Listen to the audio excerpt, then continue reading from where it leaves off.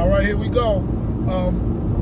I was on a panel this weekend at a science fiction horror convention in Tampa, and it was really cool. It was really wild. I've been going for maybe 6 years now, so I'm actually at the point where I'm pitching panels, and I'm hosting and moderating panels myself, in addition to being a guest, and it's really cool. So shout out to Ann and all the people at Necronomicon. It's really nice. But two things came out of the conference that I wanted to blog about. And one was so juicy that I might even forget what the other thing I needed to talk about was, and I got to figure out how to make some notes for myself while I'm in this car and driving. But the first one was, we was on a panel for diversity, and diversity in everything sci-fi, everything horror, everything sci-fi. And one of the not the panelists, and they were all, man, they was giving some really good stories. Ruby and Monique, the other two black ladies on the panel, gosh, oh my God, I forgot my man's name. He's gonna kill me because he's gonna see this. But Alan, right? Alan, they had some really good points and different angles hitting at the importance for diversity. And then I was asking questions about, some of the obstacles that are out there just for diversity in sci-fi. And it's really good. I think I taped like towards the end of it. I did not have my camera set up, so you gotta forgive me. But it was one thing that was wild in there.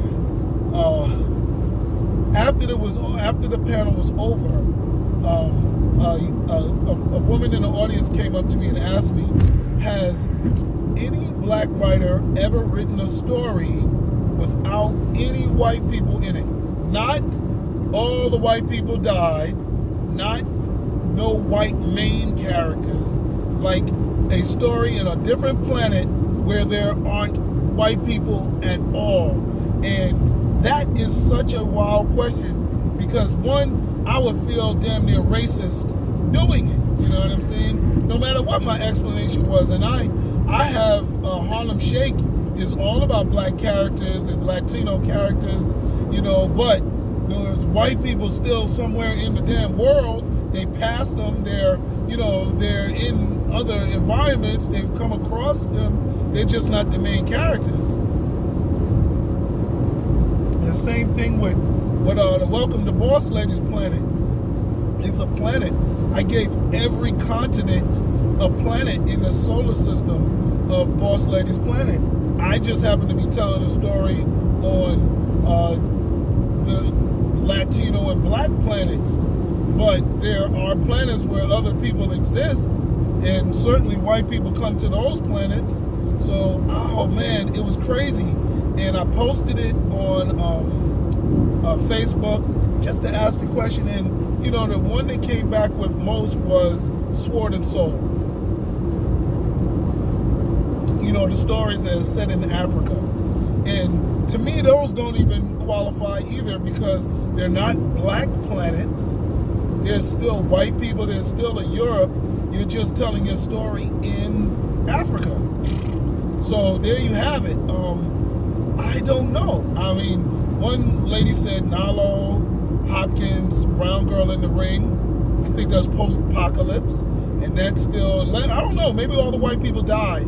I got to check that out. And then she said, He Who Fears Death. And again, I still think that's just set in Africa. I don't know if there's no white people at all in the universe. I know we could name, a top 10 white writers who have written books where white people were the only ones, and even their portrayal of Earth wasn't multicultural. So they may live from a time where wasn't any black people, or they killed all the black people.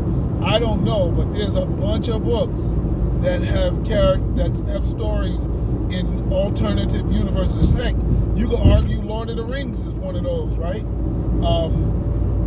So I don't know, but I felt that was like a really cool question.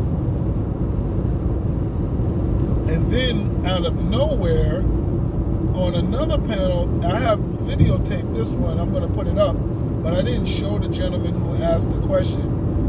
He didn't even really ask a question. It was his comment that was wild. His comment was like, I'm a Republican conservative, and enough is enough.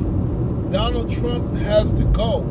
And I'm like, damn, he just really overqualified himself for that comment. He threw that out of left field. Like, I'm a card-carrying Ku Klux Klansman, and Donald Trump has got to go. I don't even like y'all N-words, but Donald Trump has to go. It was an interesting comment. No reaction from really anybody on the panel, but I definitely was like, wow. I thought about it. I was like, that's crazy. You know, I mean, it just shows signs of the time. And the thing is, every other comment and question that we went through, the modern world politics of the day going on in America in 2019 soaked into the conversation. And it was just really interesting like that. I thought I did 3 panels. Oh yeah, I did 3 panels. My third panel was on sci-fi that changed your life or had a really big impact on you. And with that one, you know, I'm old. I'm born in the 60s, and I'm not going to keep saying Star Wars all the time.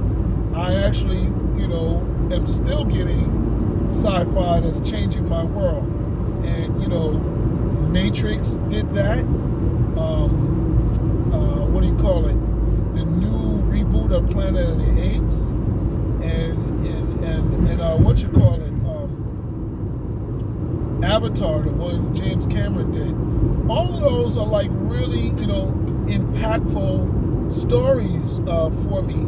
Not just the Fantastic Voyage, not just the original Planet of the Apes, but, you know, as stories come out, there's a variety of them. And I'm saying that, and dudes is just wanting to reminisce about the 60s and even the 50s, you know, when you grew up. No, everybody, you know, people is born in the 90s.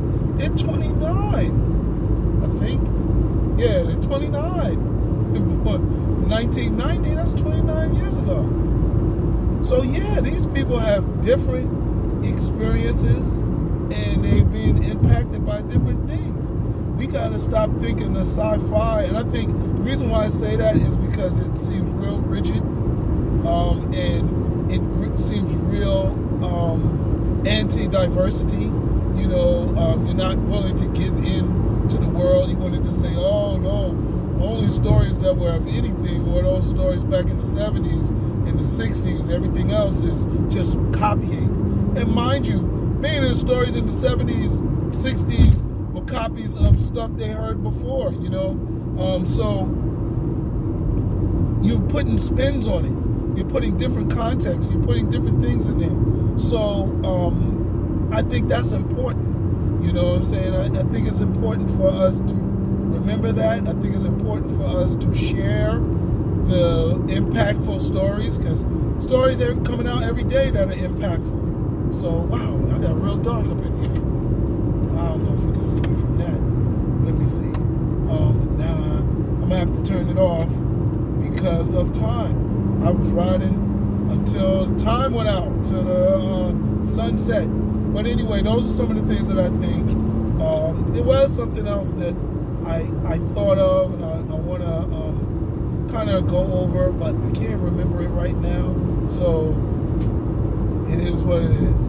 Thank you for checking it out, and yeah, I'll see you when the sun comes up.